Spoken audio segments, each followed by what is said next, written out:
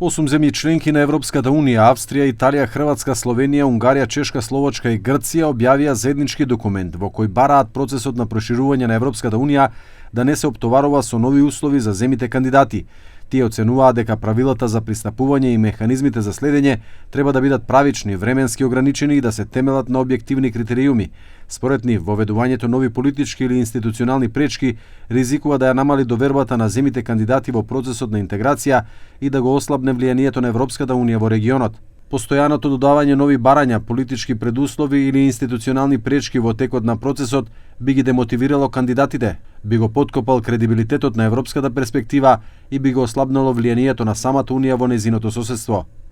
Председателката Гордана Силјановска-Давкова изјави дека Европската Унија има механизми за да спречи блокирање на интегративниот процес поради идентитетски прашања. Според неа, Македонија поддржува пристапен процес заснован на критериумите на Европската Унија, а не на билатерални спорови.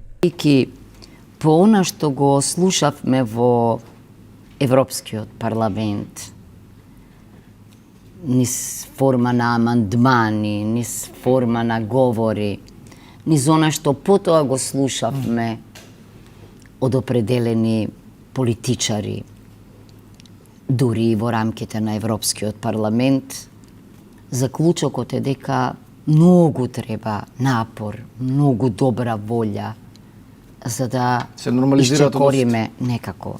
Земите подписнички на нон-пейперот бараат методологијата за членство во Европската Унија да биде иста за сите земји кандидати, без посебни правила за секоја држава.